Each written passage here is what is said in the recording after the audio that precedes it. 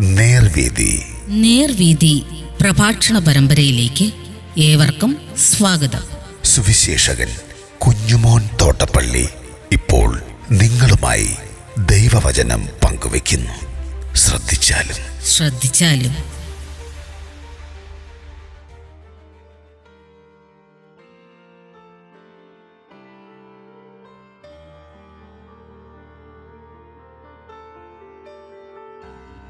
ജന്മഭൂമികൾ വിറ്റു നൽകുന്നു. ദൈവനാമത്തിന് മഹത്വം ഉണ്ടാകട്ടെ. അപ്പോസ്തല പ്രവൃത്തികളുടെ പുസ്തകം 2-ാം അധ്യായത്തിൻ്റെ 44-ഉം 45-ഉം വാക്യങ്ങൾ ഞാൻ വായിക്കുന്നത് ശ്രദ്ധിച്ചാലും. വിശ്വസ്തോർ എല്ലാവരും ഒരുമിച്ചിരുന്നു സകലവും പൊതുവകയെന്ന് എണ്ണുകയും ജന്മഭൂമികളും വസ്തുക്കളും വിറ്റ് അവനവരാവശ്യമുള്ളതുപോലെ എല്ലാവരും പങ്കിടുകയും ചെയ്തു.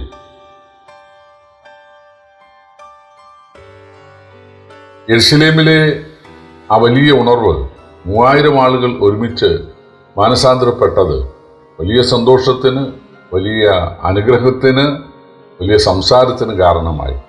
പക്ഷെ ഒരു പ്രശ്നം, അവരിൽ പലരെയും വീട്ടിൽ നിന്ന് പുറത്താക്കുവാനിടയായി.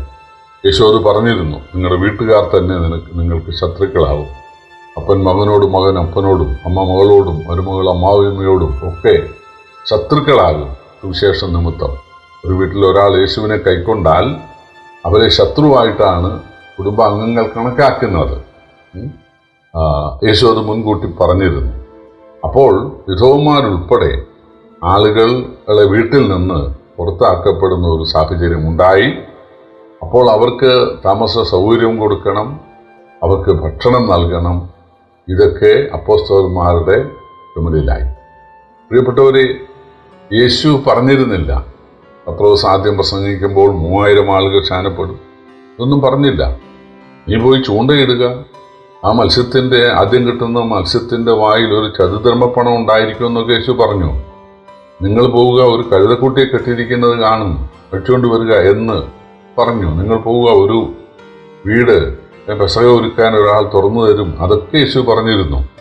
പക്ഷേ പത്രോസെ, നീ പ്രസംഗിക്കുമ്പോൾ, അല്ലെങ്കിൽ നിങ്ങൾ പ്രസംഗിക്കുന്ന ആദ്യ ദിവസം തന്നെ 3000 ആളുകൾ മുന്നോട്ട് വരും, പിന്നീട് 5000 ആകും. പക്ഷേ പലരെയും വീട്ടിൽ നിന്ന് പുറത്താക്കുന്നതിനാൽ നിങ്ങൾ അവർക്ക് ഭക്ഷണം കൊടുക്കണം. ഇതൊന്നും കർത്താവ് പറഞ്ഞിരുന്നില്ല. പക്ഷേ കർത്താവ് ഒരു ഡെമോൺസ്ട്രേഷൻ കാണിച്ചിരുന്നു. യേശുവിനോടൊപ്പം 5000 ആളുകൾ ഒരിക്കൽ വചനം കേട്ടു. പക്ഷേ സന്ധ്യയായി.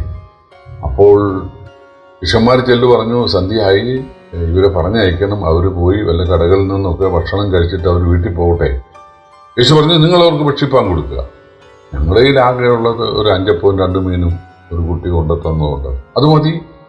യേശു അതിനെ വർദ്ധിപ്പിച്ച് നൽകും.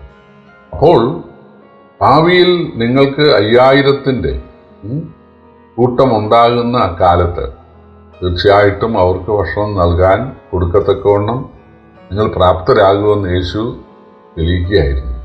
ഇപ്പം എങ്ങനെയാണ് ഇത് സാധിച്ചത്? യെരുശലേമിൽ യേശുവിനെ കൈക്കൊണ്ട് സ്നാനപ്പെട്ട ആളുകൾ ധനികരായിരുന്നു. അവർക്ക് പട്ടണമല്ലേ, നല്ല വീടുണ്ട്, നല്ല താമസ സൗകര്യമുള്ള വീടുണ്ട്. ചില ആളുകൾ വിചാരിച്ചിരിക്കുന്നത് യേശുവിനെ കൈക്കൊള്ളുന്ന ആളുകൾ ദരിദ്രരായിരിക്കണം, നല്ല വീട് പാടില്ല. യേശുവിനെ കൈക്കൊള്ളുന്ന യേശുവിൻ്റെ സുവിശേഷം പറയുന്ന ആളുകൾ അവരും പരമദരിദ്രരായിരിക്കണം, അവർക്കും വീടോ സൗകര്യങ്ങളോ ഒന്നും പാടില്ലെന്ന് ചിന്തിക്കുന്ന ആളുകളുണ്ട്. എന്നാൽ യെരുശലേം പട്ടണത്തിൽ യേശുവിനെ കൈക്കൊണ്ട് സ്നാനപ്പെട്ട ആളുകൾ വീടുണ്ടാകാനോ അല്ലെങ്കിൽ സൗകര്യം ഉണ്ടാകാനോ അല്ല, തങ്ങൾക്കുള്ള സമ്പത്ത് ദൈവത്തിന് കൊടുക്കാനുള്ള മനസ്സോടെയാണ് അവർ സ്നാനപ്പെടുവാനിടയായത്. ഒട്ടും വൈകാതെ അവർ പറഞ്ഞു, വീട്ടിൽ നിന്ന് ഉപേക്ഷിക്കപ്പെട്ട ആളുകൾക്ക് ഞങ്ങളുടെ വീടുകളിലൊക്കെ താമസിക്കാം. അപ്പോൾ അവർക്ക് അക്കോമഡേഷൻ നൽകി.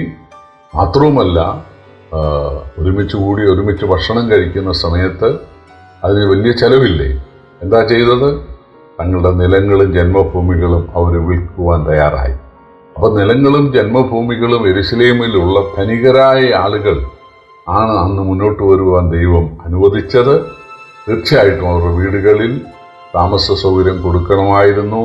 അതിനുള്ള താമസ സൗകര്യം ഉള്ള ആളുകളാണ് കൃപയാൽ അന്ന് രക്ഷിക്കപ്പെട്ട് സ്ഥാനപ്പെട്ട് മുന്നോട്ട് വരുവാനിടയായത്.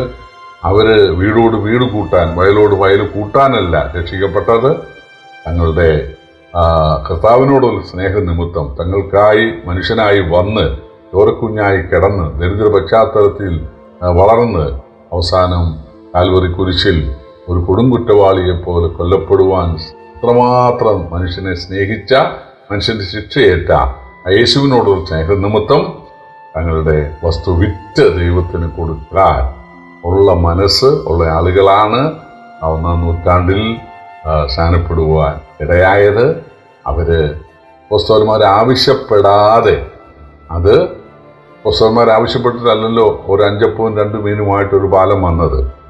അതുപോലെ ഇവര് തങ്ങളുടെ നിലങ്ങൾ വിറ്റ് അതുകൊണ്ട് അപ്പോസ്തലന്മാർ കാൽക്കൽ വെച്ചു.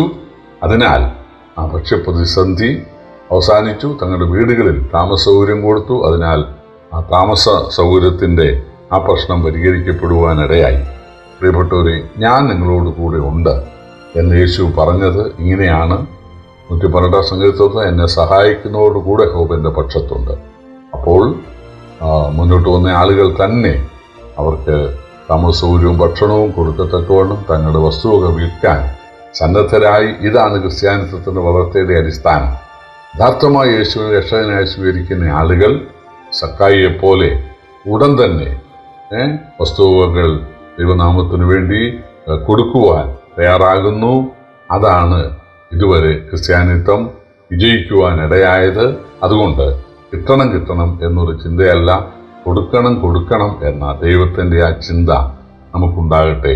കർത്താവിൻ്റെ വലിയ നാമം വാഴ്ത്തപ്പെടുമാറാകട്ടെ.